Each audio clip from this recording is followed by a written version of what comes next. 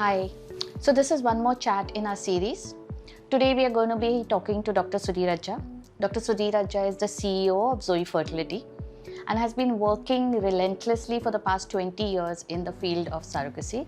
I think he would be the most experienced person in India about surrogacy, the legalities, the medical work and everything that is entailed in the process of surrogacy.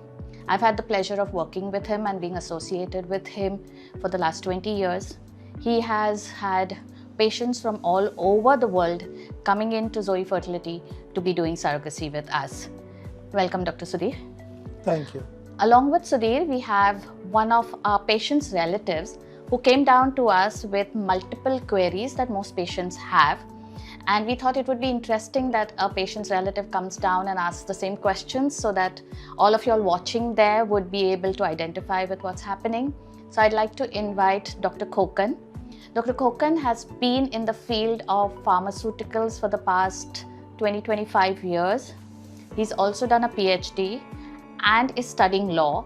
So these questions coming from somebody so aware of the medical field and so knowledgeable was a challenge to us. So I'd like to invite Dr. Khokan to be able to have a discussion with Dr. Sudhir Ajja. Hi, Dr. Sudhir. Hi. I just came to your clinic. It's a nice one. Thank you. I got to know that you have got decades of experience in surrogacy, and one of my relatives wanted to join here. Just wanted to understand what is actually surrogacy is, and what is the awareness level of surrogacy in India. Surrogacy is a process where a third woman carries the child of a different couple, nurtures the baby for 9 months and delivers. Okay. Interestingly, in 2021, a new law, the Indian government formed a new law whereby they have specifically put down restrictions, rules, regulations around the program. It has helped a lot of couples now to come forward because a lot of fear, uncertainties have gone away and they are doing it openly now, surrogacy. They want to come in. So yes, the awareness levels have gone up very high. Great. You just simplified very easily, saying 9 months of pregnancy, a female here, couple joining here. But I'm sure that 20 years down the line, things have changed, regulations have changed. I'm sure government has put down certain guidelines. This is the ins and outs of a female couple to be a surrogate. So can you just throw some light on that? Yes. So they have put down specific criteria who the couple can be, who wants to opt for surrogacy, and the criteria for a surrogate mother also. Who can the surrogate mother be if she wants to act as a surrogate mother? For, let's say, for the couples, they have to have a specific age limits. They have to be married. They have to have a specific citizenship. And there are also restrictions on if they have a child or not. Right? This is how the laws have been formed. Great. So when you say this question, I have certain questions which come up to mind again. So is there any financial implications for a surrogate? Do they check whether a couple is financially stable or not? Second is, when you said that whether it is citizen of India or not, so whether the guidelines change if the couple is Indian and if the couple is OCI or NRI. I would like to understand these things as well. Reproduction is a basic right for most of the countries. And what India also has done in that is they're saying financial conditions is not a parameter here to evaluate. They have checked at medical conditions. There has to be a medical reason for the couple to become eligible to undergo surrogacy. The guidelines and the laws, everything around more or less is similar, but for an OCI couple, they need one more extra permission. A routine couple in India, if they are opting for surrogacy, they will need 5 permissions. But for OCI couple, they need a special certificate of recommendation from the national board. That is the only key difference. And where is the national board situated? That's in Delhi, the central government. And how often do they meet? The central government may meet as and when required. Usually they meet once in every month, is what the information we have. But for all the rest of the 5 document permissions, the state authorities have been given the roles and responsibilities to issue those 5 certificates for each couple in every state. So when you say this, you have to have a couple, that's what I understand. Can a single child or a foreign national also opt for surrogacy? That's a good question. So interestingly, the law has allowed single women who was either a divorcee or a widow. That means she was sometime married in her life. And only between the age of 35 and 45 can undergo surrogacy if she has a medical reason. But when it comes to a single man, they are not allowed. Oh, that's really biased, you know. It is a biased law. There are reasons to it.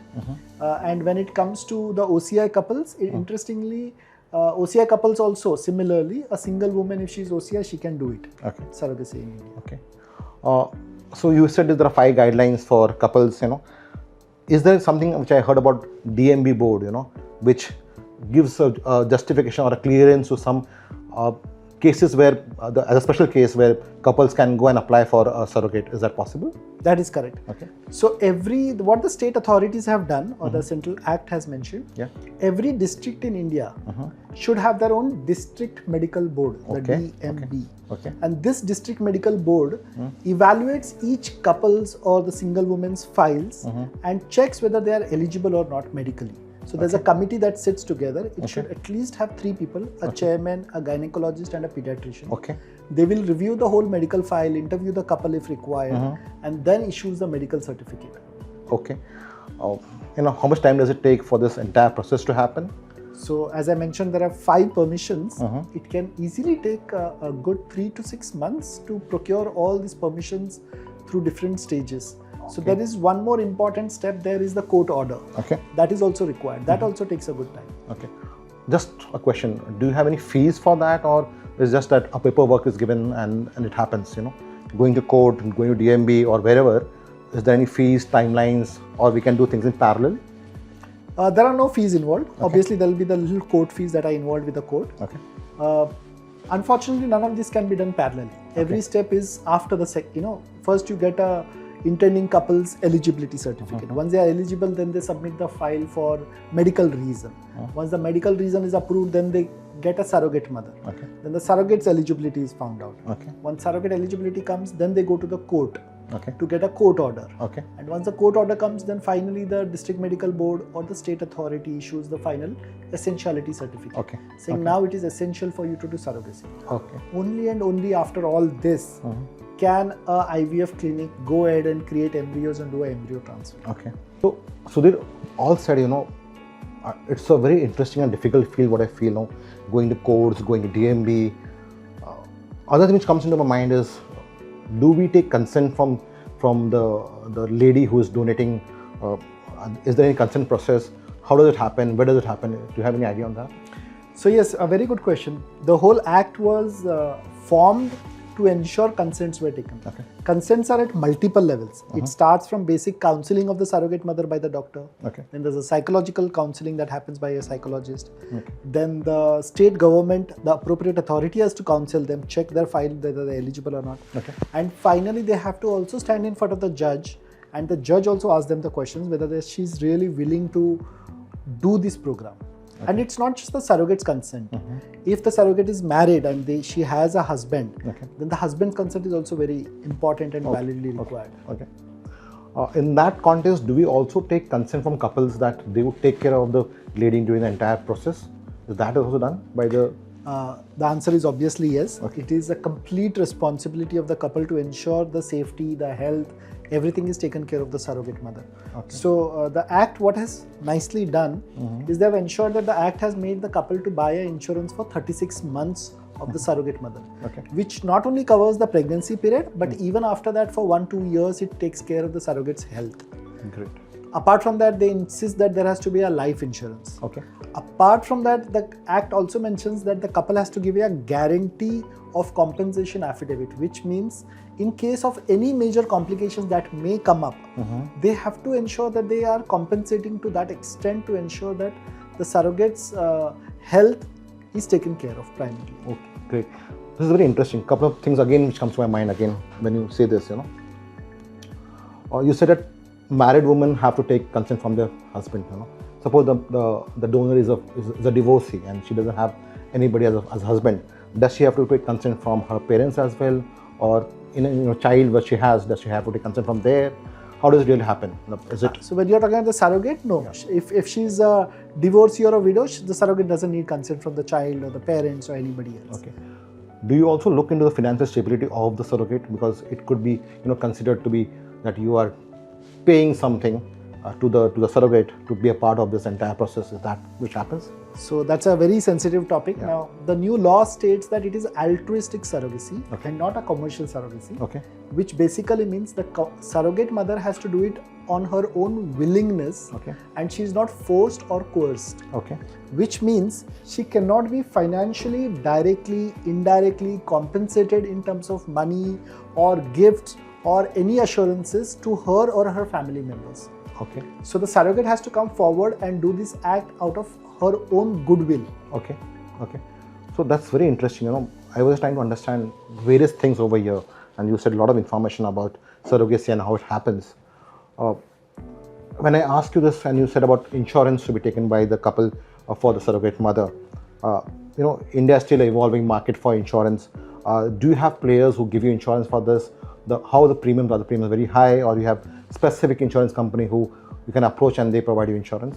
So in 2022, I had difficulties. There were hardly any insurance companies, but then the IRDAI played a good role.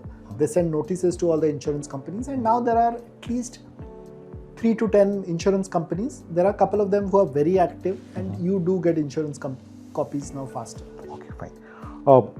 Next question which comes, directly, which is alarming to me, that I understand there's no compensation given to the surrogate mothers, but in the entire life cycle of the 9 months which the mother would go through, she would have to go to multiple hospitals for her screening, and if she is a working lady, she may lose her daily wages, especially after 7th month on 8th month of pregnancy, where she would be on bed rest or home ridden, where she will not be able to earn her livelihood.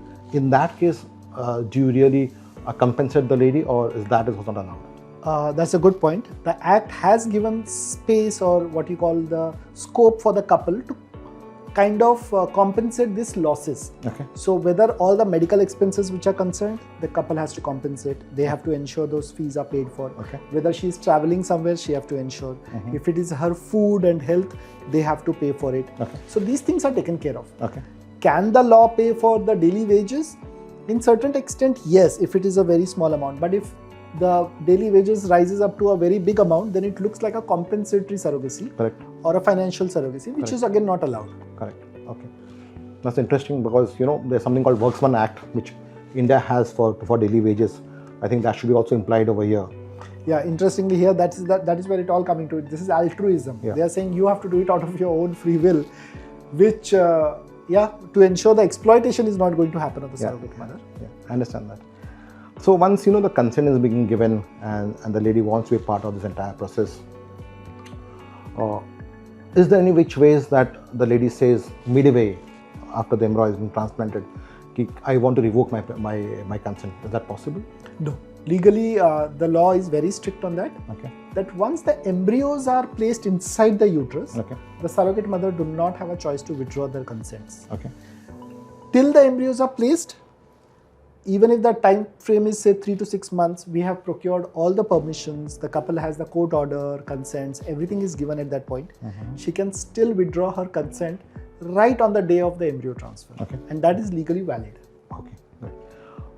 Further, when I say the entire journey of this lady, and the screening happens, and during screening, of course, before 24 weeks of the life cycle of the pregnancy, if there is any complication with the baby, does the law allow? Can the couple can it go for termination as well? Yes, medical termination of pregnancy is allowed under the MTP Act. There are 2 or 3 important points that have to be taken. There has to be a consent taken from the surrogate mother, consent taken from the intending couple, and the consent has to be taken from the appropriate authority also. Just to give an example, when I say that MTPs can happen, but suppose the couple wants to continue the pregnancy and they say that let's continue, but however the mother or the donor says no, I don't want to, this could be complication to my life as well. In that case, what happens? Who wins the war? It's like a discussion happening between the couple and the donor and the surrogate. And the surrogate donor.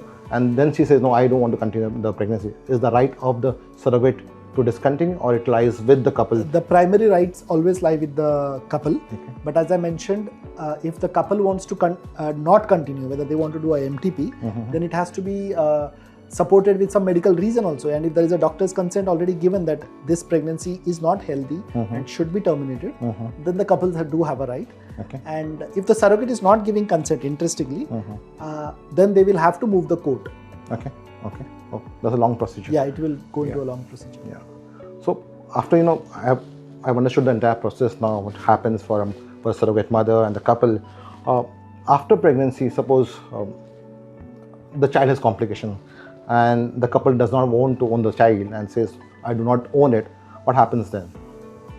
Oh, very good. So the court order which I mentioned earlier takes care of three aspects. The court order is ensuring that the couple is aware that when the child is born, it's their child. So whether the child is born normally or whether there are genetic issues or some problems for the child, the couple cannot refuse it. Second, the surrogate mother cannot claim the child. She cannot say, I want to keep the child and I will only keep you, don't want to give it to the couple. So surrogate cannot have the right. And the third, in general laws of the world, the mother who delivers the child is the mother of the child. In this case, because the surrogate mother is delivering it, the court is already giving a pre-birth affidavit saying the birth certificate should be on the name of the couple. Okay. That's interesting, because that makes it liable legally as well, that the parent. Lot of transparency. But just on ethical aspect, there's a lot of emotions involved during pregnancy, a lot of changes happening. If the surrogate mother says that I want to meet the kid, after 2 years, 3 years, and see him or her in the child, is it allowed or is it not allowed? Interestingly, this clause has not been covered by the Act. There is nothing it mentions whether it is allowed or not. But to a certain extent, they have said that everybody should keep their own rights. Okay. Oh, that's interesting. But you said this for Indians, it is possible that they have a certificate for the couples. How it happens for foreign nationals, OCIs?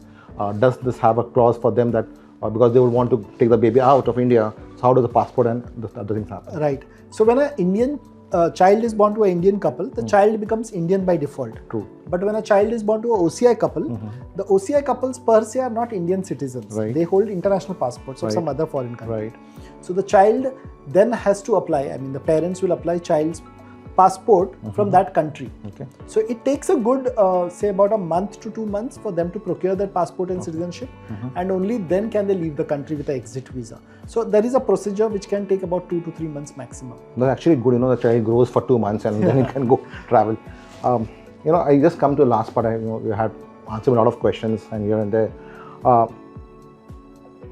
What is from a child perspective, is he should be made aware that you are a surrogate baby and here's your mother who was there and we have taken the entire care. He should be informed or she should be informed about it? Now that's a very morally and ethically challenging question. Again, the Act does not cover this part, but as a doctor, I believe that for the upbringing of the child, it is very important to let the child know how it is.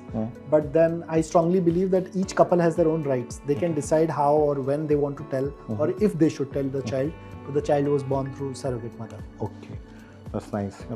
I see this Zoe Fertility is working on this aspect for long. So what is the role of Zoe Fertility in this? I know that Dr. Yash is there who takes up after the IVF part, but do you also help in administrative support in terms of all this logical, because this is a long process which I think it will take at least 2-3 years for the entire process to happen. Do you do things in parallel or how do you support the couple in terms of all this aspect? Right. So what happens when each couple comes into our clinic and they are looking for surrogacy, the law is very clear that they have to get all these permissions. What Zoe is doing in this process is we are hand-holding them. We have walked this path more than for 100 couples now. So we know what has to be done. So we are able to guide the couple at every stage. We know how the application has to be drafted. We know how the application or when it has to be submitted. We know where to put the photographs, where to sign. We know how, which are the lawyers who are able to get the court order, which court they have to apply for. What are the tests that are required for the surrogate mother? What are the tests that are required for the mother? All these things we do help them, are able to guide them, channelize them, and reduce this time frame for them. And that is where I think Zoe has been playing a very unique role, because very few clinics in India are able to play this hand-holding, and we are doing it exceptionally well to our couples and channelize and completely run through the process with them. Great. So, that's important to require, because if I want to take the journey ahead, I would require your support, your handholding to understand where to go, what files are required, what applications are required, and that really helps. As Zoe, do you also have a database of the surrogate donors whom you can approach and take it forward? Surrogate mothers and egg donors are two different, right? Right.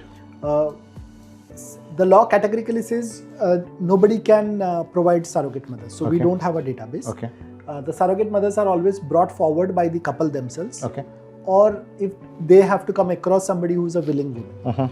Whereas when it comes to the egg donors, we are a ART bank. So we do have a database of egg donors who willingly come forward to us and want to act as an egg donor. Okay.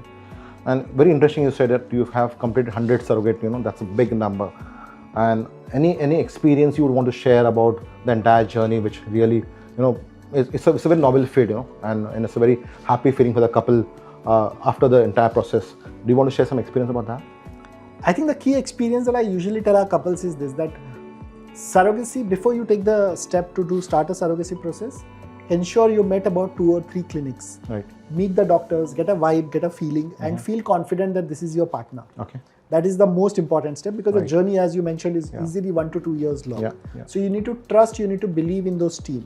That's the first thing. The second thing I tell my couple is this, I am not promising you the best of everything. Is not that you get pregnant in the first attempt, you have a child and you walk away. There will be complications from paperwork, medically, documentation wise, anywhere you will face complications. So I am not promising you that the best is going to happen for you.